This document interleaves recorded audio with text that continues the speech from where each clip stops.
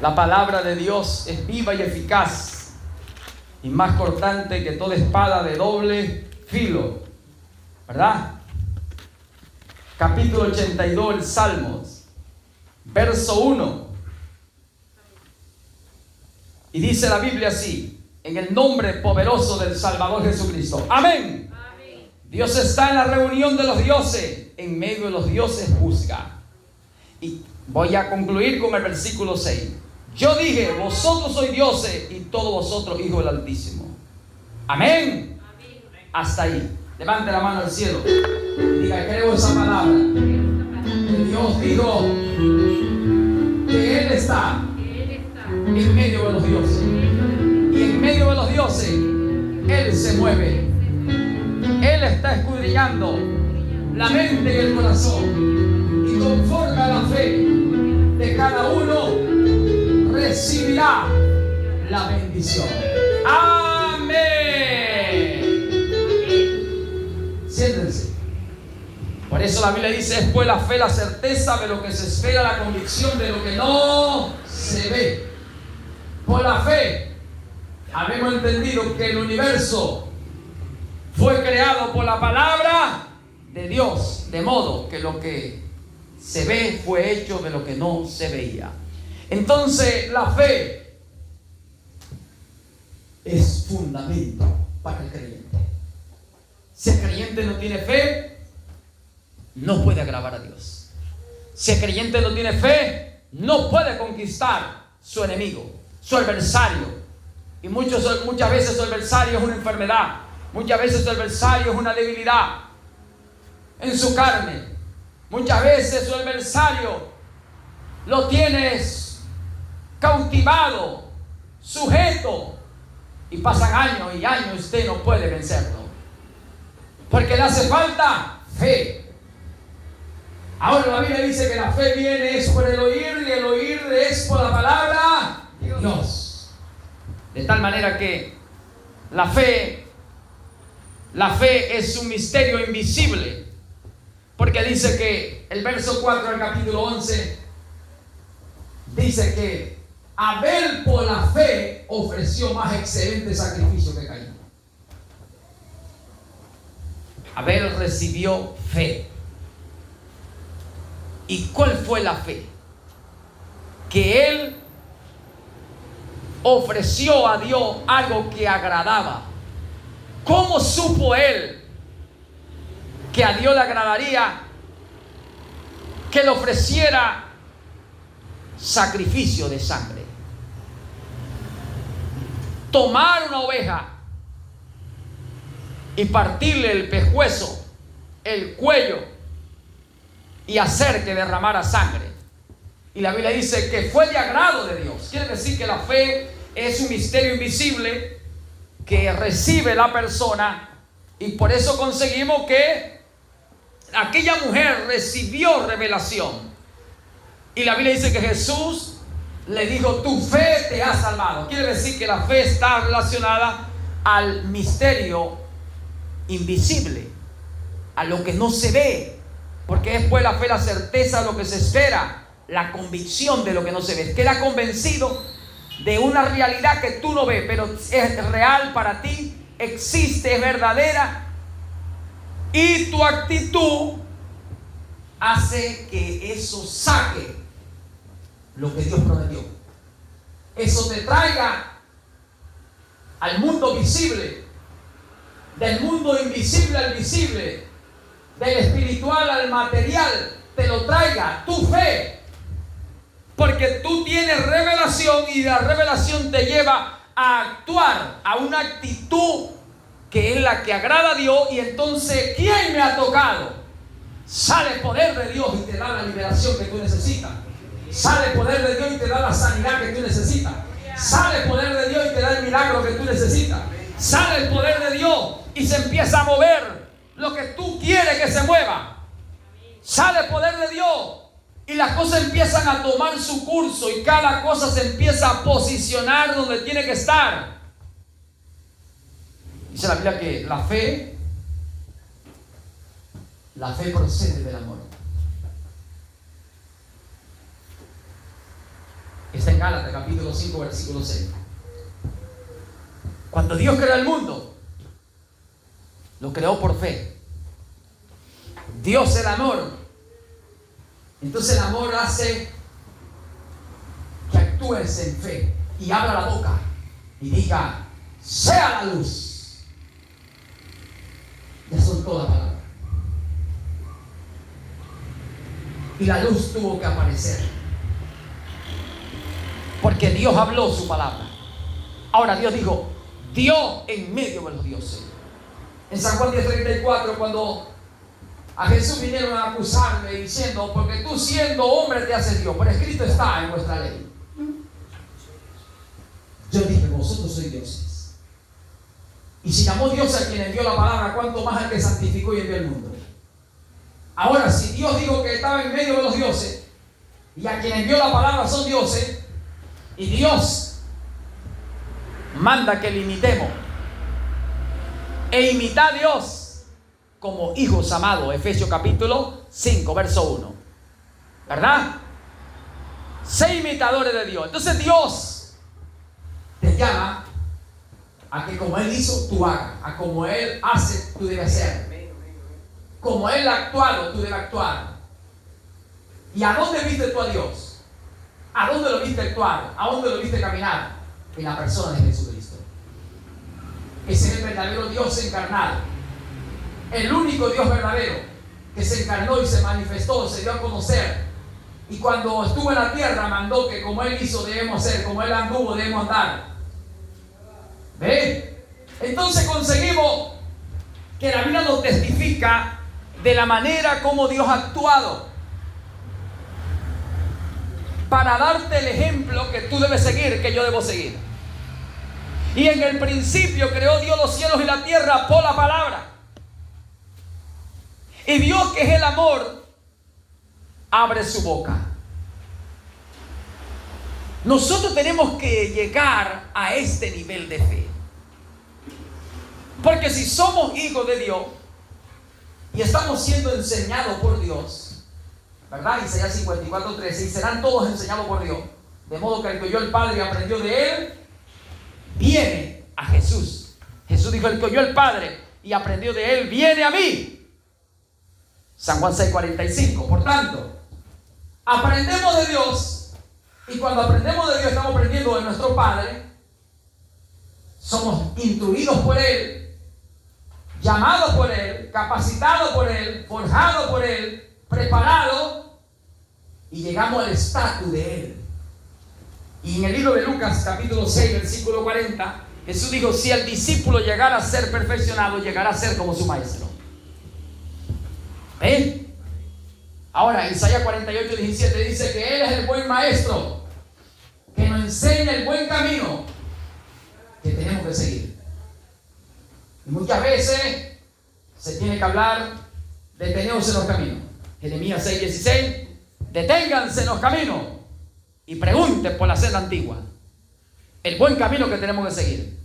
El Padre, dice la Biblia, ama al Hijo y le enseña todas las cosas. Si tú crees que Dios es tu Padre, si yo creo que Dios es mi Padre, y que nuestro Padre es maestro, y que Él es el que nos enseña el buen camino, y que Él es el que nos instruye y nos capacita, entonces tú tienes que tener seguridad que el Padre te va a enseñar, y tú vas a llegar al nivel de Él, y tú vas a llegar al estatus de Él, y tú vas a llegar a actuar como Él, a proceder como Él, a andar como Él, vivir como Él.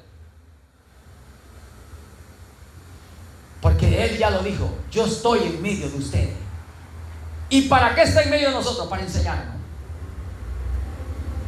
Y cuando Jesús se iba en San Juan 14:26, y Él dijo: cuando yo me vaya, yo enviaré el Consolador, el Espíritu Santo, el cual vendrá y os enseñará. ¿Es que Dios está para enseñar?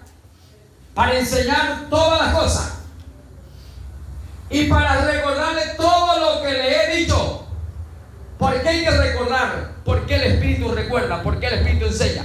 Porque Pasará cielo y tierra, mas mi palabra no pasará. Y se cumplirá todo lo que está escrito. Por tanto, el Espíritu te viene a enseñar para capacitarte, para prepararte, para que tú también abra tu boca y diga: sea ese monte y muévase hacia el sur. Despréndase del norte y vaya al sur. Ahora tú tienes que tener convicción el por qué y para qué. El Padre te muestra todas las cosas, dice la Biblia. En San Juan 5, 19 y 20, Jesús dijo que Él no hacía nada, sino que lo que Él hacía era porque el Padre os mostraba. El Padre os declaraba. El Padre venía y os dirigía. Y os producía el querer, el hacer por su buena voluntad en el corazón de ese hijo. Porque Él vino a hacer la voluntad de su Padre. Una de las identificaciones de los hijos es que los hijos no vienen sino en el nombre de Él. Y vienen es para que la gloria de su Padre sea revelada, sea manifestada, sea dada a conocer. San Juan 5:43. Entonces el Padre se empieza a glorificar porque ese hijo siempre hace lo que el Padre le agrada. Todo lo que vaya a entristecer, a lastimar el corazón de su Padre, Él evita eso. Él lo evita. Él lo evade. Él es un hijo que cada día se hace más sabio y ve el mal y se aparta. Huye de toda tentación, se aparta de toda cosa inmunda, porque Él no quiere lastimar a su Padre, porque Él viene a hacer la voluntad de su Padre, y lo que Él hace siempre es de agrado de su Padre. San Juan 8, 28, 29. El Padre no lo deja. ¿Por qué el Padre no lo deja? Porque Él hace siempre lo que le agrada. Quiere decir que cuando tú haces algo o yo hago algo, nosotros hacemos algo que desagrada a Dios, el Padre te puede dejar. Se echa a un lado, se entristece, se molesta. Le lastimaste el corazón, lo entristeciste. Y la Biblia dice: no entristezcáis al Espíritu Santo con el cual fuiste sellado. ¿Verdad? Efesios 4:30. Entonces, por eso siempre tú procura, trata, te esfuerza de agradar a tu Padre. ¿Y por qué te esfuerza? Porque tu voluntad es contra la voluntad de Dios. Y tú no quieres hacer tu voluntad, sino la de Dios. Y la voluntad de Dios exige, demanda más santidad, más obediencia, más búsqueda, más consagración, más oración, más ayuno, más entrega, más temor. Y por eso la voluntad del Padre te es fuerte. Agradar a Dios requiere de un esfuerzo, de oponerte a ti mismo, a tu propio deseo, a tus propias pasiones, a tus propios proyectos, a tus propias maneras, en los deseos y concupiscencia de la carne.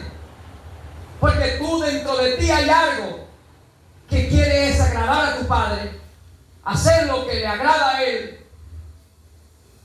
Por tanto, hay una convicción dentro de ti, dentro de mí, no entristecerlo, no apartarlo, porque sabe que tú no puedes vivir si no está Él. Que si no está Él, estás acabado, estamos acabados. Por eso tú tratas de agradar a tu Padre donde vas, donde entras, en lo que haces, en tu diario vivir, sabiendo que tu Padre quiere bendecirte más y darte más y ayudarte más. Pero hay una demanda: sé santo, porque aquel que te llamó es santo. Tu Padre es santo y quiere que tú le reflejes donde vaya, donde te mueva, los refleja a Él. Por tanto, el Padre está enseñando a su Hijo, porque el Padre quiere que su Hijo lo represente. El Padre quiere darle toda la potestad a ese Hijo, y que ese Hijo ejerza en autoridad del Padre,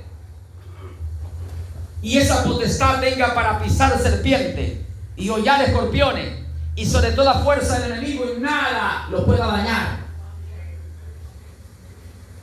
Por eso el Padre pide que hagamos lo que le agrada. Y Él te ha dicho lo que es bueno. Y Él te ha dicho a ti y a mí lo que le agrada.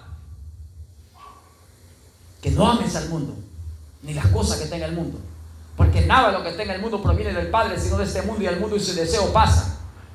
El Padre no ha dicho que la amistad con el mundo es enemistad contra Dios. Es enemistad contra Él.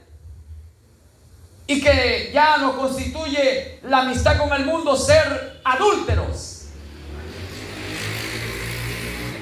Entristecemos al Espíritu, al Señor Dios nuestro Padre. Por eso la vida de los hijos de Dios aquí en la tierra es de una constantemente pelea, batalla contra sí mismo, porque ellos no quieren vivir sino para su Padre. Pero hay un adverso, un contrario, que está peleando, y es que los propios deseos de la carne se oponen. En Gálatas 5:16 se oponen. Pero por eso es necesario vencer. Es necesario vencer. Y la manera que tú puedes vencer es que el vencedor, el único que pudo vencer al pecado, el infierno, la muerte, el mundo, el diablo, el infierno, el único que pudo vencer y destronar la potestad de Satanás, el único, y es lo que tú necesitas, lo que yo necesito, tener al vencedor. Y el vencedor se llama Jesucristo. Ahora, Jesucristo, el Verbo hecho carne, Él tiene altura, anchura y profundidad, y necesitamos conocerlo, porque al conocerlo, entonces tendremos, por el conocimiento de lo que es Él, de todo lo que abarca Él, tendrás poder, tendrás autoridad, tendrás armas espirituales. Podrá usted entonces acabar a su primer enemigo, su propio deseo de la carne, su propia concupiscencia, y crucificarla. Es rendirse a la voluntad de Dios. ¿Cómo Jesús crucificó el pecado, el infierno, la muerte? Todo por obediencia. ¿Por obediencia a qué? A la palabra, a lo que estaba escrito. Y pasará cielo y tierra, más su palabra no pasará. No he venido a quebrantar, he venido a cumplir. Si es posible, pasa de mí esta copa, mas no se haga mi voluntad, hágase tu voluntad. En la oración que Él enseñó del Padre Nuestro dice, finalizando, hágase tu voluntad, no nos mete en tentación, líbranos del mal. Estamos llamados a hacer la voluntad del Padre. Ahora, la voluntad del Padre exige, demanda, no un poquito, es el todo. Y todo tu espíritu, alma y cuerpo sea consagrado, santificado, apartado para Dios. Y tiene que estar irreprensible, que no haya nada que lo esté reprendiendo. Por eso hay que santificar espíritu, alma y cuerpo. Hay que santificar mente y corazón. Hay que santificarlo, apartarlo. Que tú tengas una identificación que tú estás viviendo para el Señor.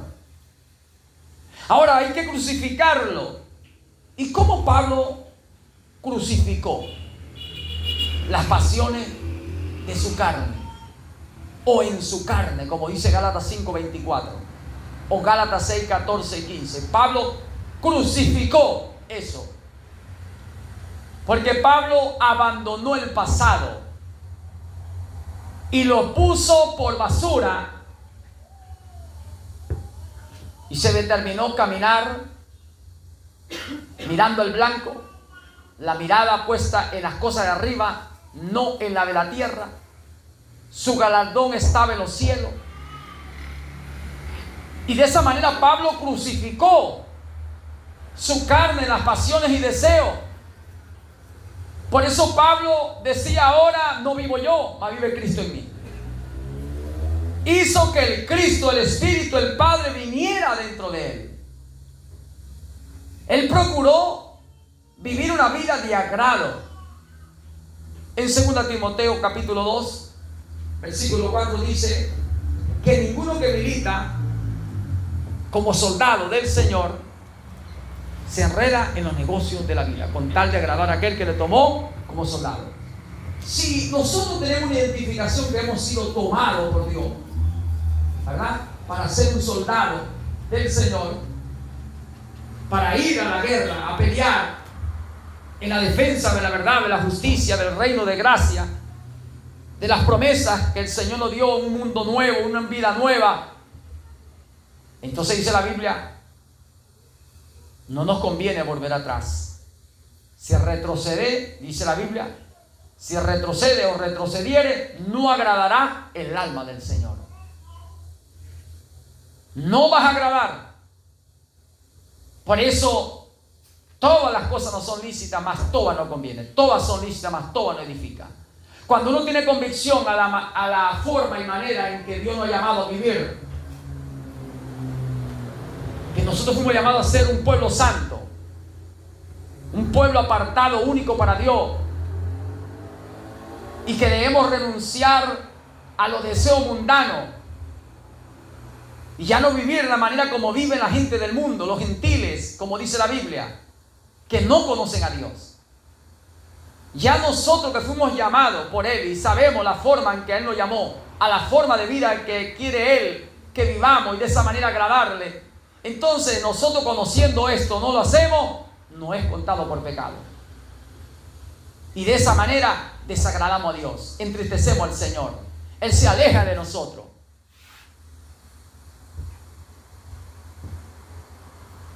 Se aleja porque lo hemos alejado por nuestra forma de vida.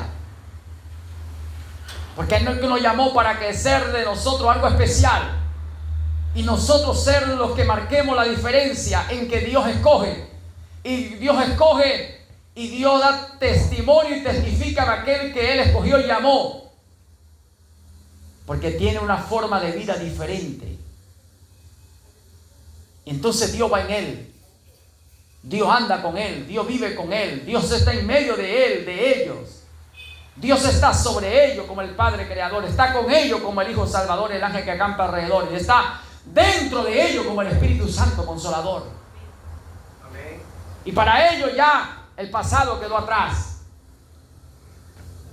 Y ellos no pretenden regresar, volver a lo que eran antes.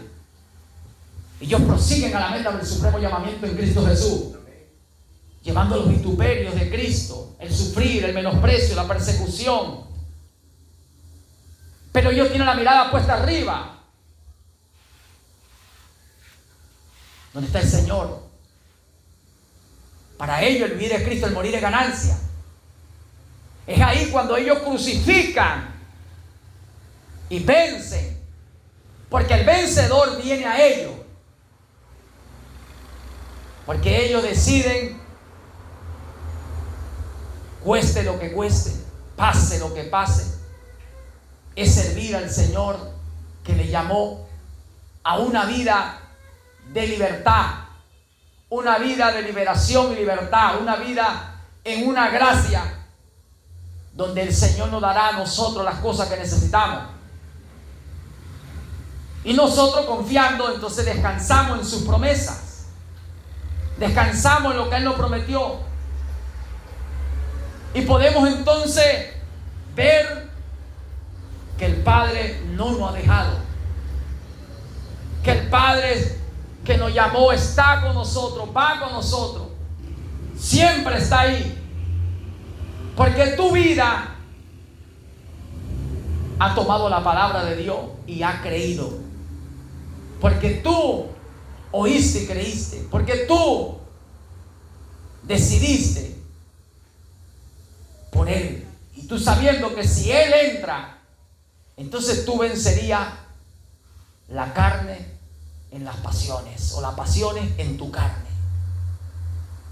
y ya no viviría más en la carne, y ya no pensaría más en la carne. Ahora tu pensamiento es en el Espíritu. Vivir por el Espíritu es andar, actuar en el Espíritu, es actuar y vivir conforme a la palabra de Dios.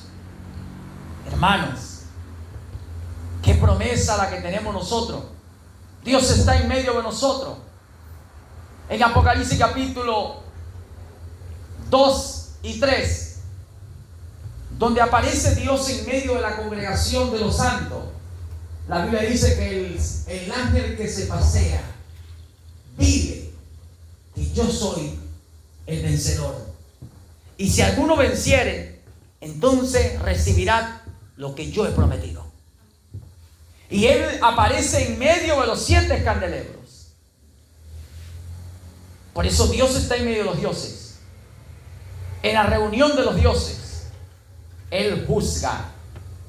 Por eso, hermano, no ignoremos que Él está aquí. Y Él está diciendo: hagan lo que me agrada, y yo siempre estaré con vosotros. Amén. Dale un aplauso al Señor. Un aplauso. Un aplauso. Dale gloria a su nombre, iglesia. Amén. Hermano, le damos aplauso al Señor porque en verdad lo merece. A Él toma la gloria, la honra, señorío, majestad, alabanza, todo. Iglesia de Dios, que esta poca palabra hoy le haya edificado su vida, le haya traído revelación, y que en esta actitud de fe usted reciba su milagro, usted reciba su sanidad, usted reciba la liberación. Amén. Póngase de pie y démosle gracias al Señor por su palabra. Gracias, Señor. Gracias, Padre, por esta palabra de esta noche. Gracias por tu mensaje en esta noche. Gracias, Señor, por tu Espíritu Santo. Gracias, Señor, por tu Espíritu Santo. Gracias, Señor, Dios Todopoderoso. Bendecimos esta noche. Bendecimos tu palabra. Bendigo a tu pueblo. Bendigo a tus hijos. Bendigo a tu iglesia.